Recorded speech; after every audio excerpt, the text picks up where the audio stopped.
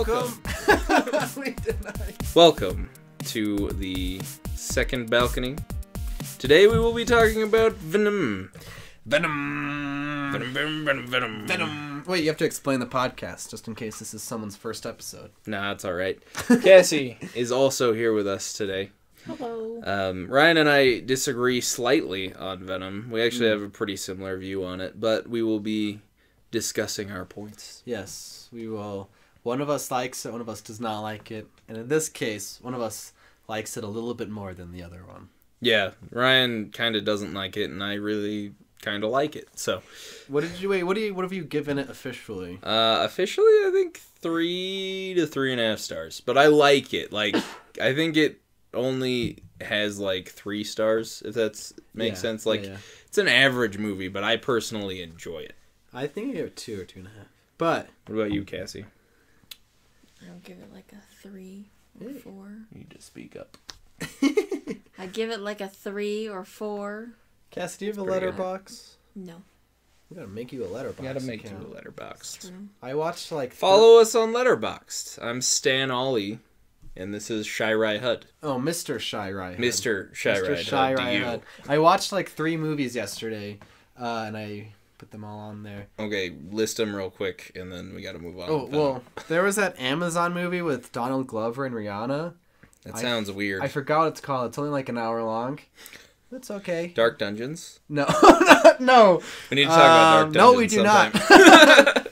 Oh, and then I watched Synecdoche, New York, I don't know what you just said right which now. is really good. And then I watched Velvet Buzzsaw, which is not good. Cool. The name doesn't sound very enthralling. I don't even know why it's called Velvet Buzzsaw. A woman had it tattooed on her neck in the movie. I don't know what it was. I'm looking up the name of it first. So you jump into it. Well, all right. Never mind. Guava Island is the first one I watched. It's like a music video movie. You know, most of those things you said don't make any sense. I'll explain later. Anyway. So Venom. To preface this, and the reason why I like Venom, is I am a hardcore Venom fan. To the point where I do buy the monthly issues from Marvel. I throw my money at Venom every month. But you're not just like not just that, which is above the average nerd, you know? Yeah. Buying the stuff. You buy action figures. I do. There's I one to freaking our love. right. Yeah, there's That's a Venom. just there all the time. It's true. There's a Venom action figure to the right that is on display. It is the Disney Store Diamond Select figure. It's very nice. Fancy. I have another one in the other room that is the not Disney Store version. I didn't know that. Yep, it's a completely different figure. Anyway, Probably I love 20. Venom. Venom is one of my favorite comic book characters. Mm-hmm. I like Venom too. Venom's he's always been cool. Even in the 90s cartoon, which is what, I got most of my Spider-Man knowledge growing up anyway was. I love that. I love that cartoon. I actually have all of the Venom episodes. It's great. It's fantastic. And then the Spider-Man 3 Venom, I remember being upset because we barely got to see Venom. Yeah, I was also upset. But at the same time, as a kid, I was just happy to see Venom on the screen. Like, I was ecstatic. Yeah. How old was I? Like a 12-year-old. I don't know. Yeah. I think we were about 12 when that movie came out. So I was really excited when... But I remember sitting in the theater and getting annoyed that he'd peel his face back to talk. Yeah, and How It Should Have Topher Ended Grace? did a really good... Yeah. That's how we actually discovered How It Should Have Ended, is because of Spider-Man 3. Yeah. But Man, anyway, I love Daniel this movie Baxter. is not... This is a full-blown Venom movie. yeah, I remember the day of... I woke up... I was filming that day. I had a short film. Our friend Donald was here. I was paying... To pay the actors, I was taking them to see Venom. Because they wanted to. Yeah, I mean, they were doing it for free, so I'm like, hey, let's go to a movie. And so I remember getting up that morning, and I was on Facebook, and like the preliminary reviews were in. You know what I mean? Oh yeah. Yeah. So, and everybody was like, "Oh, it's Catwoman. It's just like Catwoman or Elektra," and I'm like, "Oh no, that sounds horrible to me." Mm-hmm.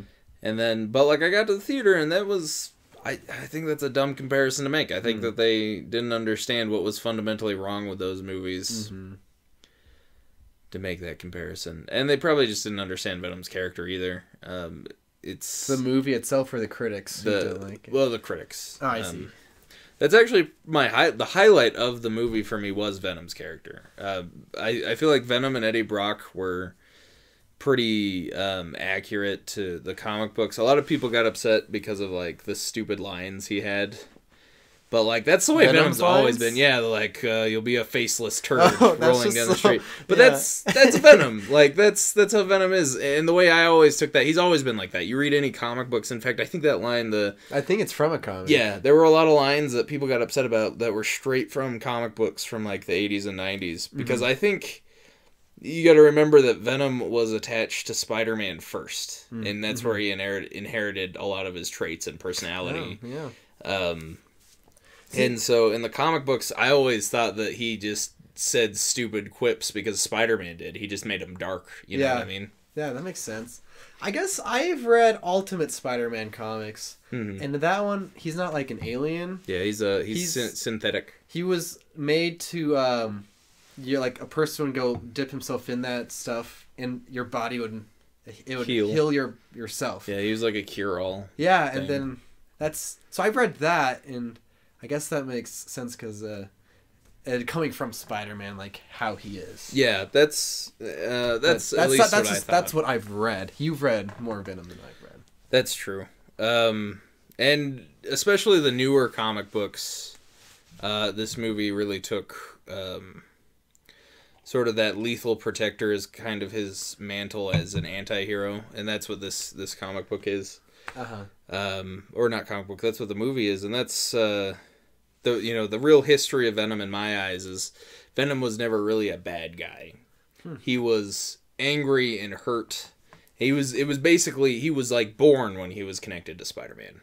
Oh, that's cool. Yeah. And so as a child he reacted emotionally to things in Spider-Man's life. He's like, the answer is simple. Just cut these people out of your life. Attack these people. Hurt them. We're stronger than them. Oh, yeah. And then and then he got attached to Eddie, who was also very immature and hurt and angry. And so that's why he was a villain.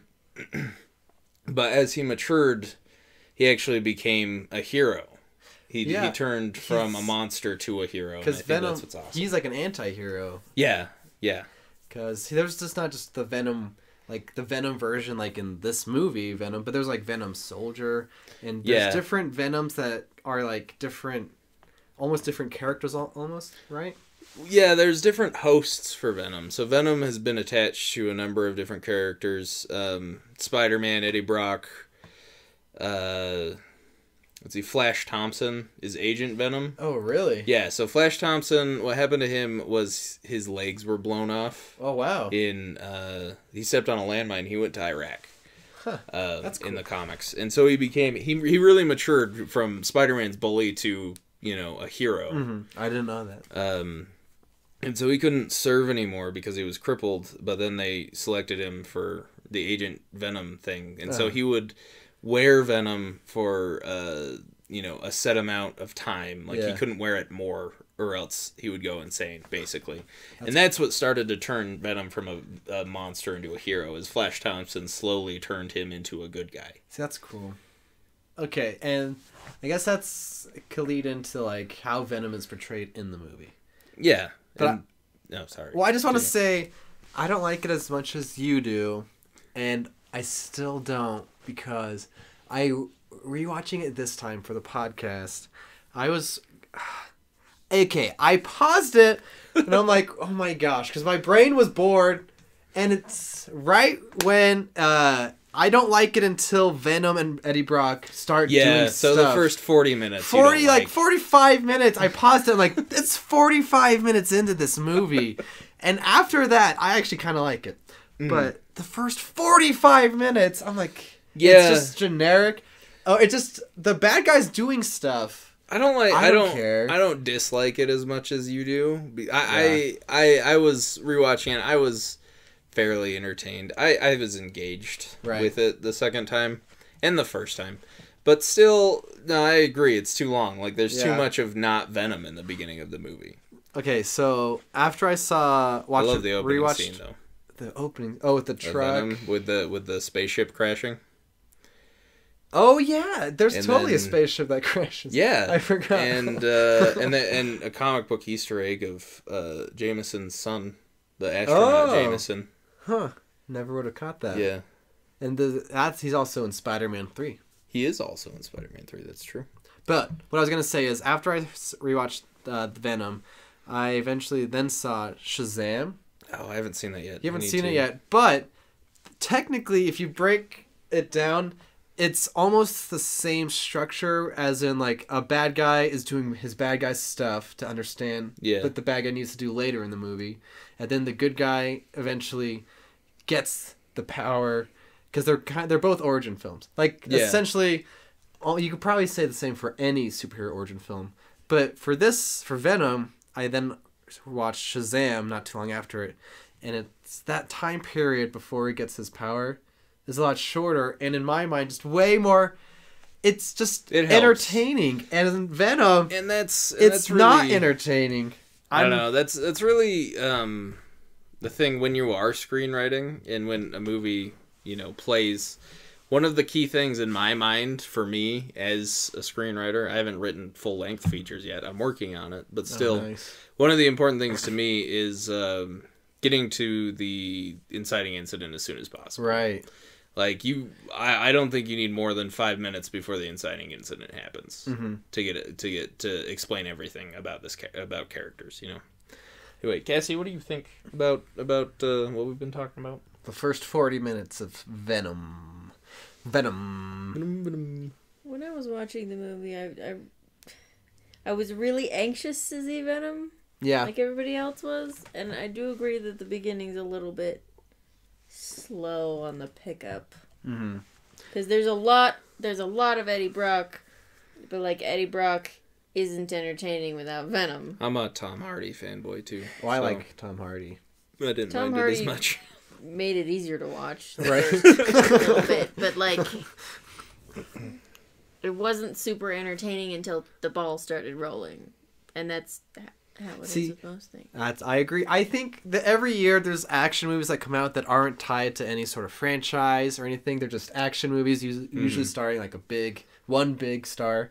That's the first 40 minutes felt like that. A bad guy doing something for his whatever, and a good guy is on the rise. It felt like a generic action hero movie that comes out every year that people forget about.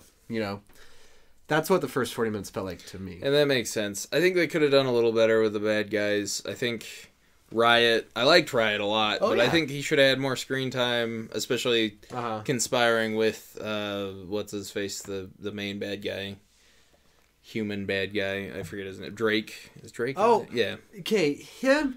I thought they were just making him awkward because that's his personality. Now I just think he's not a good actor. Cause he wasn't the right actor. He was the correct. I don't think he's just good. He wasn't. I don't know. I like his look though. Like I like the smallish. Yeah. Science man, that's charming. I liked what they were going for, and I liked his look, but I don't know if the actor was the correct choice. Yeah, there's like a scene where he's like giving kids a tour. Yeah, that's like his introduction. He's obviously not good with the kids. I'm like, okay, he's awkward, he's business minded only. But then later on, I'm like, no, he's just not good at acting, I don't think. But shut up, computer. Yeah, no, I don't know. Not the best. I'll have to watch another movie with him. I don't know what else he's been in. Because I don't know. I'll look it up. But, freaking...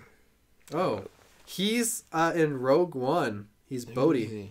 Who's Bodhi? The guy who... the deserter? Defects, yeah, from the Empire. I liked him in that movie. Yeah, I did too. I actually wanted to see more of him in that movie. I didn't realize it was the same wasn't really actor. the reigning villain type. You need a little bit of charisma to be the reigning villain. Even if you're an awkwardly written character, you still need charisma to be a villain. I didn't mind it. As far as evil Elon Musks go, he was all right. But okay, he was my least favorite. But for me, he was acceptable. Yeah, I think. But I will say, when Venom gets in Eddie, there's like a part when he's like, Eddie, and from then on, I think the movie's a lot of fun. I agree. The movie gets a lot better. My number one issue with the movie in general, which watching the second time didn't really bother me as much, but it still bugs me quite a bit. It's they have the fight. They have like the MRI scene. Oh yeah. And they like convince Eddie that Venom is eating him, and so he, gets rid of Venom and runs off on his own. That was stupid.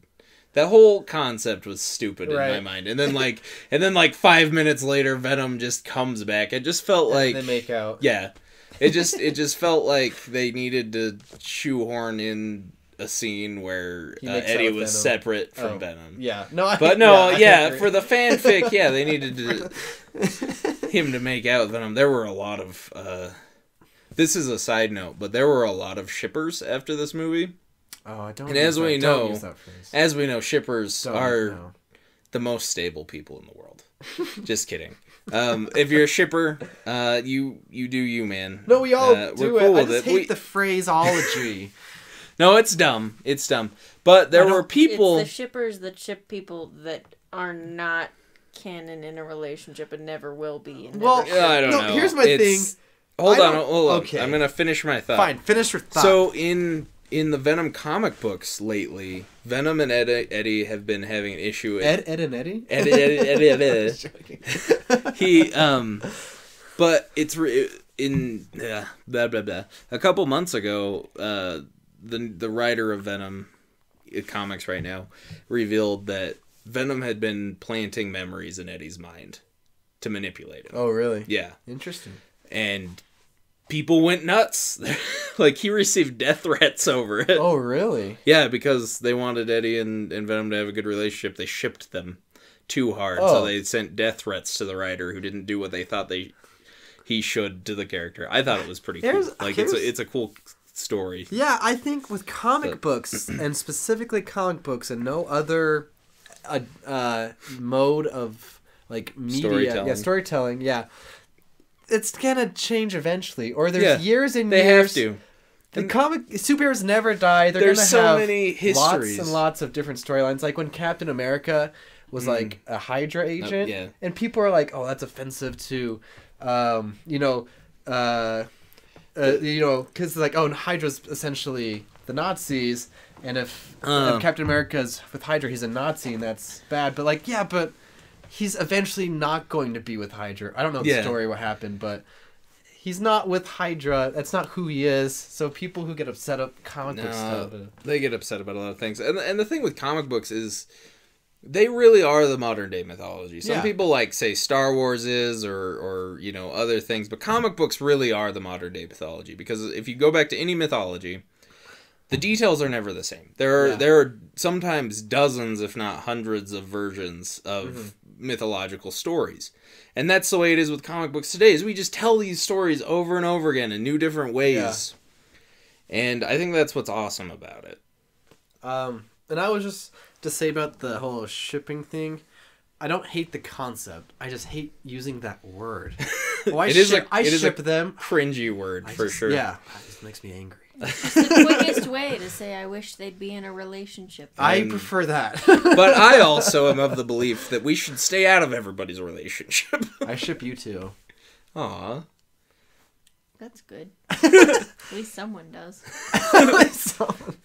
Anyway. It's true. Okay, there were people who were very doubtful about our relationship. Anyway. Venom time. I want to say, besides the first 40 minutes, I like how Venom is just kind of funny. And I think they really leaned into that, like kind of the silly or like the fun aspect and potential that they could. That's for the best.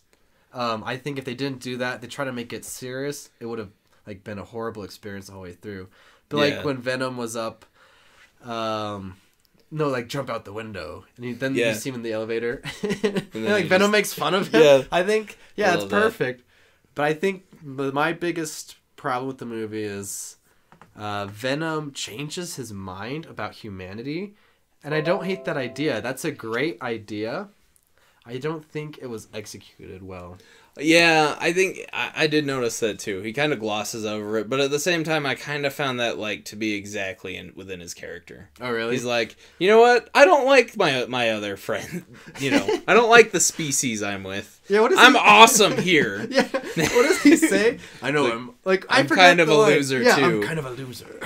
But he says that he like calls Eddie a loser, and then I'm like, and I really like that actually. I like at the beginning of the movie, he sits there and calls Eddie a loser, Yeah. but then later in the movie, he's like, you know, Eddie, I'm also a loser. Yeah. So we can make ourselves something. Uh-huh. And I really like that concept a lot. Well, I just think he looks at the top of the building. He's like, hey, it's kind of pretty here. Mm-hmm. And I guess besides seeing how pretty the world is, we'll just take him seeing how Eddie is to. Yeah, I think he got too attached to Eddie. Yeah, I think that's what. I just don't think it's portrayed well. Like, oh, humanity's not too Yeah. bad because you're not too bad. I don't think that. No, I agree. It should have been a more enemy mind situation if that's the angle they were going with. But I will say I don't know. I'm more excited for the sequel than anything else. But we'll get to that in a minute. The rest of the movie I thought was pretty decent. I mean I really liked it. I think what would have made the movie way better is if it was R. I think because they cut it down. They made it a PG-13 movie. And I think if they had gone with their original R rating plan, I think it would have been a lot better. And cut at least 20 minutes in the beginning. Yeah, they could have cut. And put that into the end scenes with the fight scenes. Like, yeah. The main fight scene, that was awesome, but there should have been way more of that. I wasn't a huge fan of the main fight scene. I really liked the main end fight. One, oh, with the two. Yeah, because it just got a little too muddled. Because you couldn't really see what was going on. Sometimes, the first time I was like, I got mixed up who was who at some points. Yeah. But I like the fight. My favorite fight is when Venom just takes on all the soldiers. All the, like, policemen? Yeah. That was great. In the lobby area. That fight's awesome. That was fantastic. We're seeing Venom do what Venom does, and it's fun. And I like that a lot. I loved, in the theater, I was, like, ecstatic. Right. When the first time Venom, like, becomes Venom, like covers Eddie, and picks up that guy. It's in the trailer too. And just that whole scene and like seeing Venom on the big screen doing awesome Venom things was freaking amazing. I still miss the giant white spider on his chest, but oh yeah, I didn't even notice or think about that. But he looks cool. I really like the texture of Venom too. Like his texture looks cool. It's like goopy. Yeah. I actually said this before we watched the movie, but I said that I was concerned about them putting the spider on Venom because we all knew that it wasn't going to be on Spider-Man. It shouldn't have first. been there. Mm-hmm. So not having it there was actually gave me a lot of peace of mind. Yeah, you know what? It wouldn't have been anything they could have explained. It just would have been Here's a there, spider. and it wouldn't have made any sense. No, Yeah, I agree with that, but I just aesthetically miss it. Oh yeah. But you know what this movie really reminded me of though when I was watching it, especially when he was like climbing the building. What? Oh wait. Ultimate Spider-Man, the video game. The old video game. Yeah. It was just like it. Oh man. Because Venom looks very similar. Because most of the game big. he doesn't have that white spider and he's really big. Yeah. And he climbs buildings just like that. So it was kind of... I got really excited when I saw like a really nice HD version of that video game sequence. I think that's true. So I wanted to come back to a point you mentioned that you wished it was rated R. Mm-hmm. And because I don't agree, but I know most people who like this movie wish it was rated R because it was obviously supposed to be. It was That's obviously the only going reason. to be like him biting heads off and other things. But I know like with movies like Logan and Deadpool, like rated Logan R is such a good movie. superhero movies, and both those movies I like a lot. But I don't think it.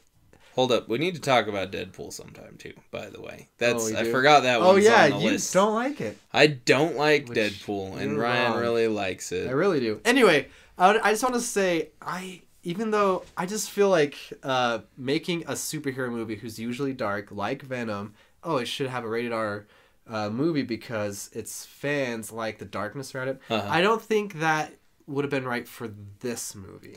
I don't think making it rated R would have been a good idea. And I know I'm in the minority. And I think you're right. But at the same time, I think that Venom, if you're going to plan an R-rated movie, you should follow through. Yeah. That's the only thing. I think it would have been better if they'd followed through on the plan, not necessarily if it was R-rated, if that makes sense.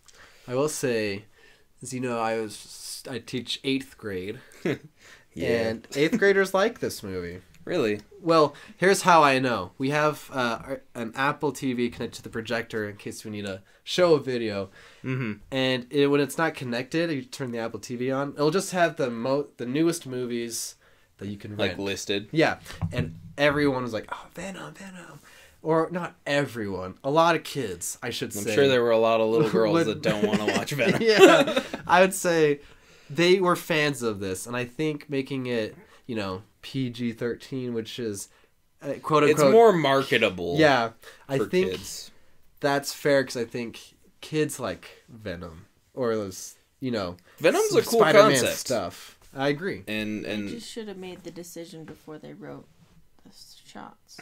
Yeah, and I think it was filmed like a rated R movie. It was, and then they were like, "Oh, we might be a part of Disney. We might be able to put this into Marvel." And it's not in the MCU, but it's not. It's kind of in the MCU. It's like, is it in the MCU? I don't know. It could be. But Marvel's been pulling that crap with everything, with all their TV shows and stuff. I've been so mad about I don't really watch all the shows. I was really excited at the beginning because, finally a TV show that's connected to the main universe. But I don't know.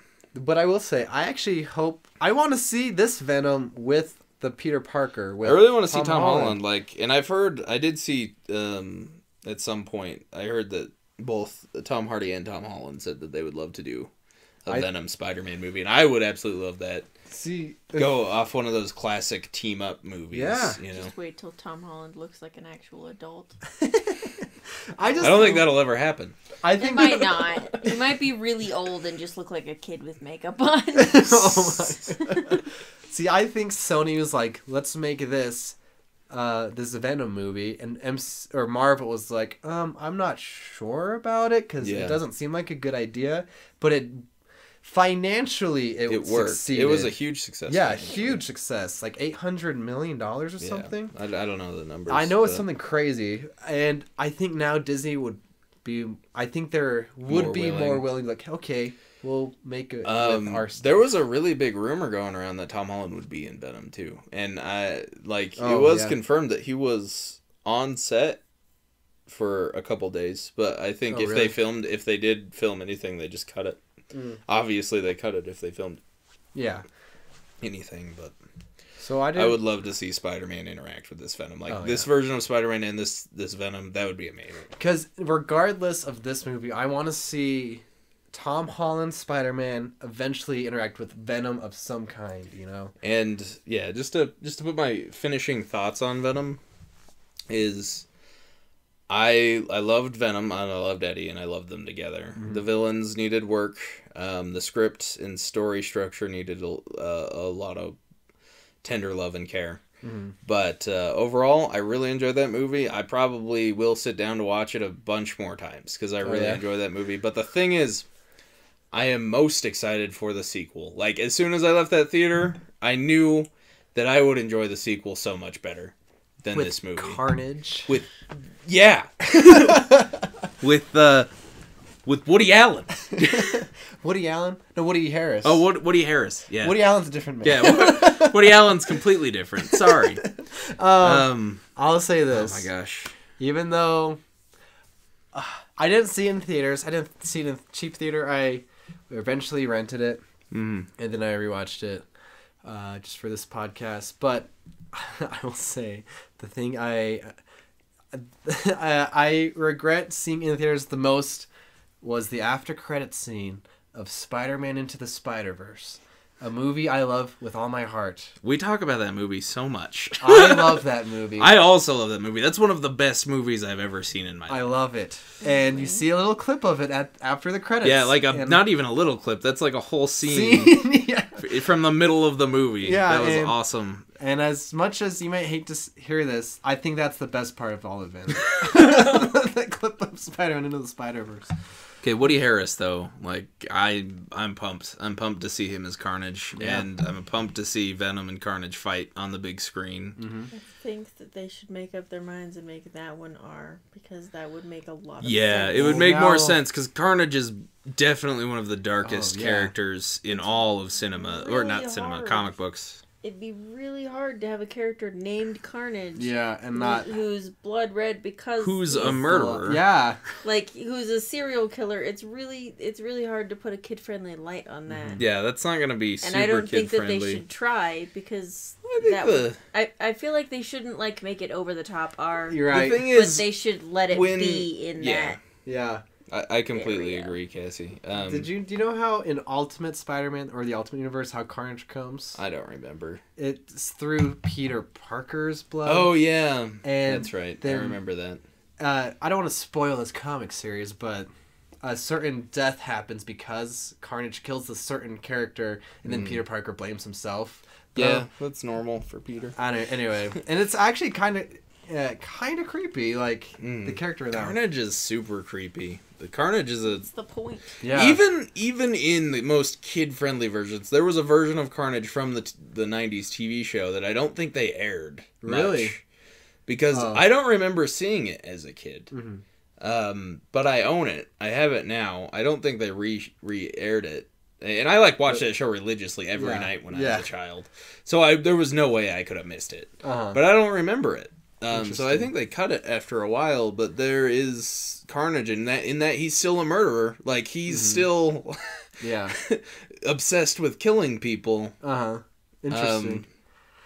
Oh man, it's crazy. I didn't know, I guess my final thought on Venom, I didn't know about all these other Venom characters, like Riot. That's the one in this one. Yeah. I didn't know there was all these other ones. Well, this was based off of the Lethal Protector storyline. From, I think, the 90s, probably early 80s, late to mid-90s. I don't remember when it came out. But it's when the Life Foundation with Drake, he's the villain of that comic book too, he steals Venom's children. Oh. So he basically extracts the embryos from Venom, because each symbiote has a set amount of, potential embryos within them, and then they just have them when the time comes, basically. Asexual reproduction. Oh, nice. And so the Life Foundation steals all of Venom's and turns them into monsters. Riot. Oh, is that what? Riot's one of them. Riot's the main one, obviously. There's Scream, Lasher, and then there's two others I don't remember. I like in this movie, he's talking about Riot, he's got crap you've never even seen, or whatever, and then he makes great. Like that ball with spikes. See, I told you. Yeah. See, that stuff I like. I loved it. It's ridiculous. But in the comics, Riot is also more powerful than Venom, because the way in the comics how symbiotes work is that every generation is like exponentially more powerful than the last. Huh. So Carnage and Riot and all the other symbiotes are way more powerful than Venom, because of how, their next generation. Yeah, their next generation. So they're like twice the power of Venom. That's cool. So that's cool. And that is the comic book. That's like the first time that Venom and Spider-Man really teamed up together to fight something. Oh, that's cool. Which is super cool. And speaking of Carnage, we're going to transition and talk about the Joker trailer, because as you may or may not know, Carnage was based off the Joker. I did not know that. The whole concept of Carnage is, what if Venom got on somebody like Joker? Oh, really? Mm-hmm. Huh? Because he has the red crazy hair, like at the end of this movie. Yeah. That's exactly from the 90s comics, by the way. Exactly straight from the comics. Oh, yeah, you had this on your coffee table. Yeah, I've still got it on the... It's Maximum Carnage. It's on the very bottom of this pile. Yeah, look at that. Yeah, Maximum Carnage. You have it. He's got the same exact hair as... Yeah. Anyway, but yeah, the whole concept of Carnage was, what if Venom got on Joker? Interesting. So, and Joker, the movie Joker coming out with Joaquin Phoenix, looks pretty good. Yeah, I'm not gonna lie. I was skeptical about it, because how are you gonna do a Joker movie without Batman? But I think they're gonna pull it off. Yeah, to be honest. Well, hopefully, you mentioned off mic that because we're like, man, it's a good trailer, and you're like, no one else has a good trailer. Suicide Squad. It's true. That's your least favorite movie of all time. It's one of them. It's one of them for sure. But yeah, the trailers for freaking Suicide Squad were amazing. Yeah, and this trailer for Joker is amazing. What do you think, Cassie? Suicide Squad is one of her favorite movies. Anyway, She just likes Harley Quinn. Well, who doesn't? Will Smith. So yeah, it's true. Yeah, this Joker movie, I was skeptical, but because we saw like images of him with this makeup. And yeah, I always thought he was kind of cool looking though. He had long hair that was dyed green, similar to Heath Ledger's Joker. Yeah, everyone's been comparing him to Heath Ledger, and I don't think that's fair. I think that Heath Ledger's performance is, immortalized throughout time in The Dark Knight, and we can't touch it. That's never going to be something we can touch again. So I think we need to, have another heavy hitter come up and go again. And this is another version of the Joker, so I don't think. Yeah. I know we had a friend that was really concerned about Leto playing. Well, for good reason. Yeah. He was worried. He's like, oh, he's gonna ruin the Joker, and I'm like, he's not gonna ruin the Joker because they're just gonna make another version of the Joker. Yeah. There's no way you can ruin the Joker because it's a character that's just going to be used over and over. I will say this Joker trailer had not enough Joker laying in a circle of knives around him, as I would like to have seen. I think it had heart, though. Like, as weird as that says in a Joker movie, they're making it really sympathetic towards the Joker, I think. And I think that's the best thing you can do. And I think that's, like, I don't know, it kind of reminded me of another Jared Leto movie. The Requiem for a Dream. Oh. Like it kind of reminds me of like watching this trailer, just like a sort of descent into madness and a descent into horrible choices. Well, but I see what you're saying there, but I like in the trailer at the beginning he's walking up those stairs and he like walks like this, his head down. Yeah. And at the end of the trailer he's walking on the same stairs in full makeup and getup, and he's like jumping down and he's like positive and I'm a murder people. I'm so positive. Hey, some people have life changes that make them go into charity, and some people have life changes that make them do weird makeup and go around murdering people. I really don't think they're going to glorify the Joker, because that's what I was worried about with the Joker movie. I thought that they were going to like glorify him, and there's already too many people that glorify him. You know? Because he's a villain, he's a horrible monster, and I've actually looked into this a little bit. There's a surprising amount of people who have been inspired by the Joker. Oh, that's not good. And it's bad. It's really bad. So, but I don't think this movie will do that. I think, they're gonna make him seem like a monster. I think we see him in some sort of talk show. Yeah. I think it's gonna Dark Knight Rise. Yeah. The sequence from that comic book. That was such a good sequence. He's going to Dark Knight Rise. That scene. Or Returns. No, it's a Dark Knight Returns, not Rise. Yeah, sorry. I agree. And also, I like his costume because it's a callback to Cesar Romero's original suit from the 1960s Batman. Mm-hmm. Yeah, you showed me the picture. It looks just like it. Yeah, it's super similar, and I love it. And I don't know, I'm excited to see it because it looks like one bad day, him making a choice to turn into the Joker, and I think it works for him.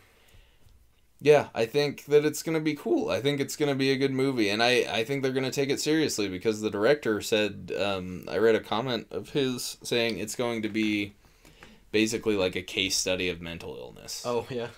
And is it connected to the DCU? I doubt it. They haven't said anything, but I don't think so. Because here's what they could do, what I think they should do if they wanted to. Because I think the little boy he forces to smile, I think that's Bruce Wayne. So which would make the Jared Leto Joker. The Jared Leto Joker. I think that'd make him Jason Todd. Some sort of successor. No, that's my theory. That was my theory for Batman versus Superman when that came out, and Jared Leto. I saw those pictures.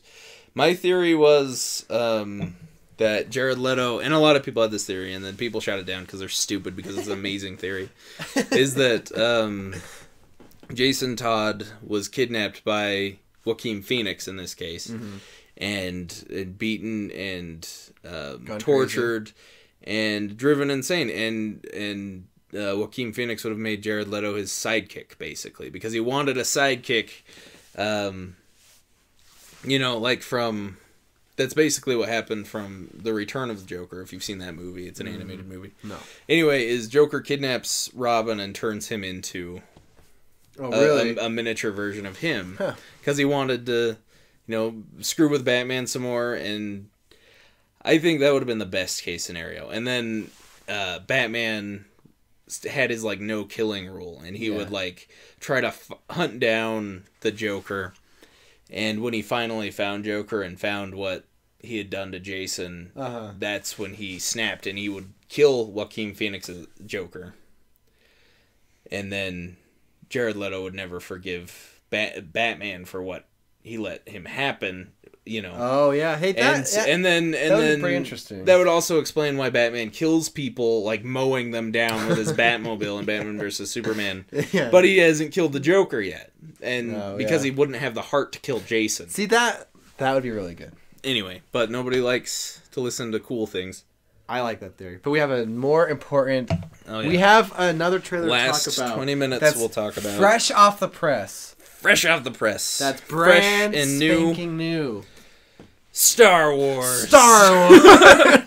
Episode 9. Oh my gosh. I am so stoked for this movie. I am pumped. I am unbelievably excited to see what they do. I was worried about it, not gonna lie, but this trailer had everything that I could have wanted, and stuff that I didn't even know that I wanted. Oh yeah. The opening sequence when Rey is running and then does the flip over the fighter. That's Kylo Ren? That's Kylo's fighter, yeah. That's the coolest thing I've ever seen in my life. That is one of the coolest things, yeah. And where do you think the planet is? Speculation has begun, everybody. 8 months of speculation has begun. I think it's Jakku. I think it might be Tatooine. I don't know. Or, alternatively, another desert planet. The other desert planet. Oh, man. Okay, but we see so many things that make me excited. Like, Lando is back, Oh my gosh, I was so excited. I've actually been pretty upset that Lando wasn't in the last 2 movies, so to finally see him on screen with Chewie and the Millennium Falcon made me really sad about Han again. But at the same time, really excited. Do you think they're going to make a reference to the Solo movie with L3? No. As part of I really hope not. As part of the Millennium Falcon? I hate it. I hate it so much. But it's Lando. He's back in the ship. And this robot, he kind of had a fling. Screw the robot. He forget about the robot. Anyway, I wonder if there's going to be a Porg in the Millennium Falcon. I hope not. I don't know. Porgs are just stupid. So I watched the whole panel with J.J. Abrams. I did not. And all the actors. And it seems like that they're not going to kill off Leia. I don't think they are. They're using scenes. I don't think they should. I don't think they should either. And I was telling you this, but I think they're using scenes that they didn't use in the episode 7 and 8 with General Leia. And I think that's why Rey is back to her outfit and hairdo, to make it flow with the scenes they are using from episode 7. And I think that makes a lot of sense. Mm-hmm. I would probably agree with you on that speculation. Because you can't CG Carrie Fisher. No, I don't want to. We already did that once. No one can. No, we did Tarkin, and I don't. And Leia want to do another one. Oh yeah, and Leia. That one was rough. Hope. The Leia one was rough. Mm-hmm. Tarkin was really good. He just should have been in the movie for 3 minutes max. Yeah. But, okay, so what then? Okay, we see them looking at the Death Star. Oh my gosh, so they're the Death on Star. Endor. Okay, this is what's cool about that. Are there going to be Ewoks? Probably. Wicked's probably going to be. I hope Warwick Davis is back in it. Maybe. He's coming to Comic-Con, by the way, this year. Nice. Like next week. That's next week? Yeah, that's next week. Fan X, you mean? Or I guess this week. It's this weekend, I think. Oh, jeez. You going? I doubt it. I want to. I think Zachary Levi's also going. Oh. This is, relevant. Anyway, what's cool about that is that was actually one of the concepts that they pitched around for episode 7. What? is going back to Endor and having them explore the Emperor's throne room. Like, this is stuff that JJ was conceiving back in episode 7. I've actually got the book of concept art from episode 7. Oh yeah, and there's a lot of concept art of the ruins of the Death Star. See, okay, this is why what I don't understand about The Last Jedi. I don't understand why they let someone separate make their entire different story in the middle. Because I think J.J. Abrams clearly had a path he wanted to take. And they're just like, hey, Rian Johnson, come on over. Yeah, and I think with the little bit we've seen of the Rise of Skywalker, I think it looks like he's trying to go back to what he was initially trying. No, I agree. Headed toward. Oh man, Last Jedi. Speaking of Last Jedi, that's next week's episode. Yes. We have a mutual friend who hates it with all of his guts. Kendall will be joining us, and we will be discussing. It might be an extra long episode. Yeah, we might do like 2 parts. Yeah. It might be a 2-parter. And then we have to. The Emperor laughs. Yeah, the Emperor's back somehow, or something. I don't know. I'm excited. I'm just excited for it. This is my initial thought. As soon as I heard the laugh, and then the actor during the panel, he came on stage. Yeah, people went nuts, and he's like, "I am pumped. Play it again." And then they played. But I think Snoke is some sort of clone of the Emperor. Like a screwed up clone of the Emperor. Yeah, that's my... Because that was like the Legends story arc is clones of the Emperor. That makes... That might... I mean, he's not human because he's got 3 fingers, but... I still think he might be like if Plagueis. The Emperor... That's my guess right now. I don't know. We'll see. I'm excited. I feel like they ruined... They didn't ruin. I feel like they wasted Snoke. But we'll get to that in episode 8. We'll get to that. But... a theory I've read online, or seen, is Skywalker is kind of going to become take on a meaning on its own. Like Skywalker is going to just the mantle of Skywalker. Yeah, to be a Skywalker is going to kind of mean like a Jedi hero. Not blood related. Like I'm a Skywalker because I'm gonna. Yeah, I don't want Rey to be a Skywalker. I'll say that. I don't want them to change that revelation from. What if Rey is a Palpatine? That would be kind of neat. I'm not gonna lie. But that's also my other fan theory, though, is that Darth Vader is actually the son of Sheev Palpatine. No, the Force is his dad. That's stupid, Ryan. Don't you guys remember in the end of episode 8 how the one little tiny kid? Yeah, he used the Force. Mm-hmm. What if he's a Skywalker? That'd be interesting. They may have retconned all that. I don't think we're ever going to see that boy again. Or I don't think he's going to be in this one. I don't know. We'll I don't know. I don't know. But I think... I'm going to tell you my fan theory real quick. This is one that I came up all by myself, and it's my own canon. My theory is that Sheev, looking for the perfect apprentice, decides the only way he can have the perfect apprentice is to mold his own. And we know that the Force is hereditary, at least to some degree, with the Skywalkers. So I believe that... And he talks about Darth Plagueis creating life. Yeah. And he said that his apprentice, once he learned everything that Plagueis knows, killed him. And we know that was him. Yes. So we know that he knows how to create life. So do you think he didn't die, he brought himself back to life? That's possible. But my theory about Darth Vader is that he, through the Force, impregnated Anakin's mom. And he made it so that they were slaves. And he had a horrible childhood to give him anger and fear. What if they... And then he brought him back in.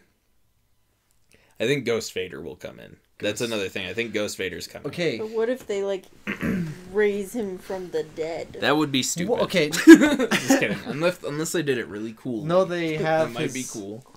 I don't know. Because remember Obi-Wan and A New Hope is like, you strike me down, I'll become more powerful than you'll know. Or I forgot the line. Yeah, yeah. And More so powerful far, than you can imagine. Yeah, so far we haven't necessarily seen evidence, like, besides the fact you live beyond the grave. Yeah. And now Yoda can make lightning. What if in this one... Well, they're part of the everything now. They're completely connected with the Force. But what if in this one... Because I want Mark Hamill as Luke Skywalker, he's in this movie. Yeah. We know he is. He's going to be a ghost.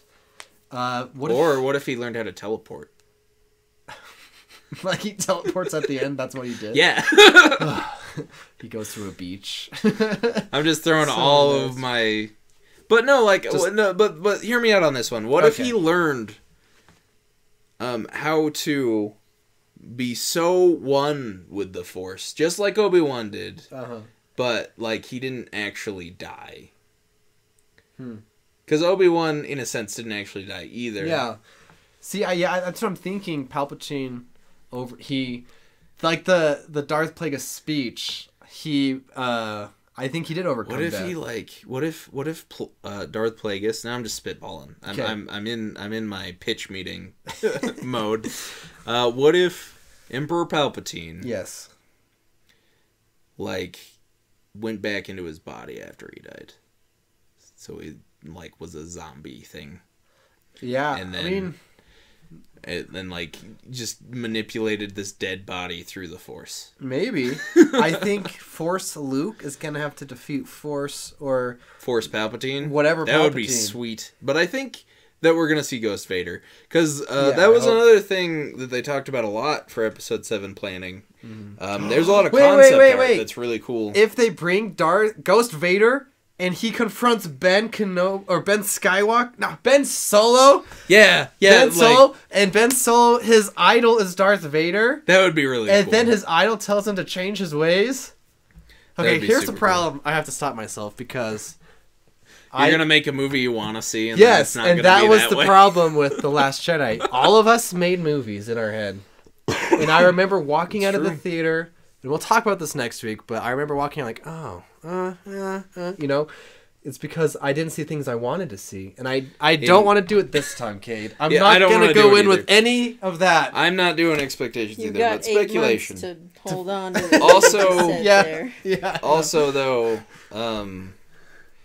in my version of Episode 8... You can't have your own version. No, in my head version that I wanted to see before I actually saw the movie. Yeah. Obi-Wan, or not Obi-Wan, Luke was fighting Rey because Snoke was, like, controlling her mind. Oh. So that, like, Luke and Rey had a lightsaber battle with, like, Kylo.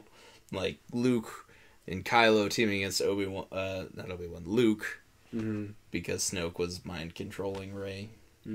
Anyway, there was a lot of things I wanted. Anyway, we'll get to that later. I want to go into this movie with a fresh slate. I'm glad they're bringing back Palpatine. I love Palpatine.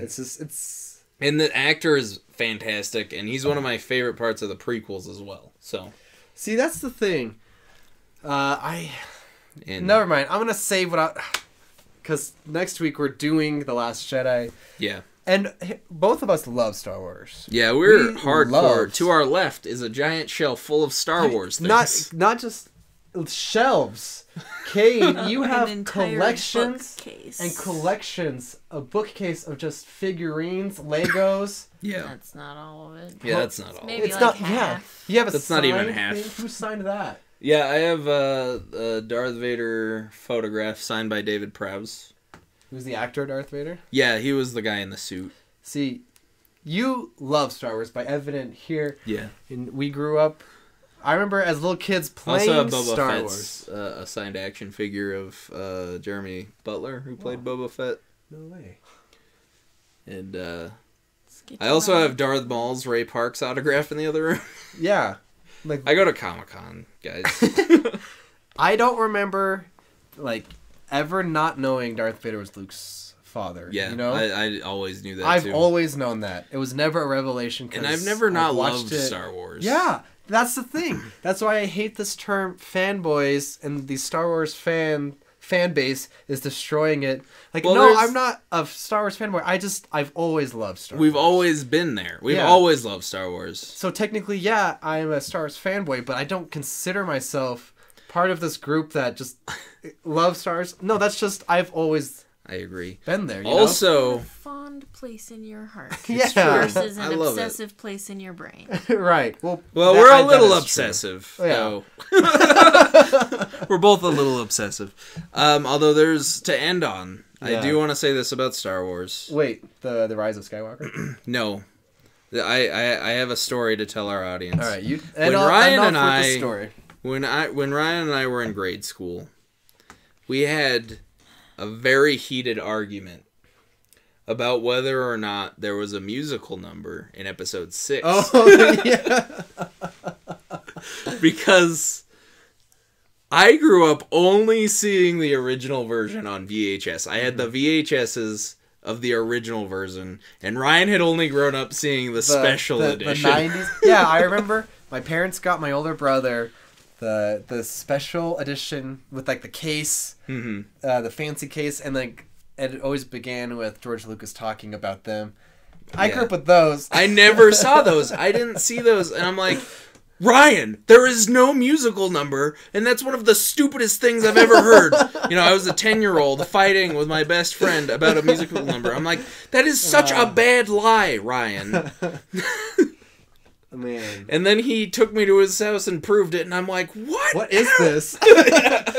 Did you know all those characters? Upset. All those characters have names. Yeah, every character does, and I think that's another interesting facet of Star Wars. It's like the only reason we know who Palpatine is, like his name Palpatine, is labeled on the toys. Yeah, I didn't even know he was Shiv until like 3 years ago when I bought a toy, like his Royal Guard action figure on the back. It's like Sheev Palpatine. I'm like, who the frick is Sheev?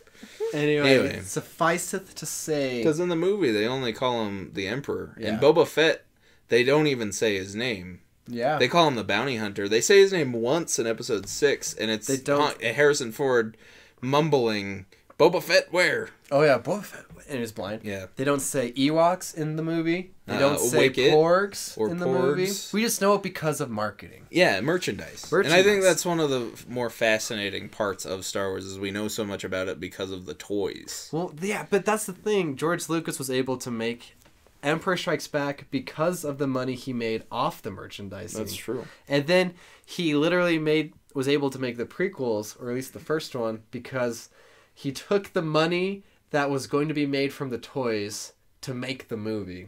Like the toy company gave him the money to make Phantom Menace. So the toys have been a crazy part of Star Wars changed toys, and toys really changed Star Wars. And anyway, with all of that, Star Wars changed movies. And Star Wars changed me. And Star Wars changed us. And our hearts. And our minds. It's crazy. Also, and it jeopardized our relationship. We gotta wrap it up. We love Star Wars. We talk on for months. Man. In fact, I can do a whole episode about Gary Kurtz by himself. If you don't know who that is, look it up.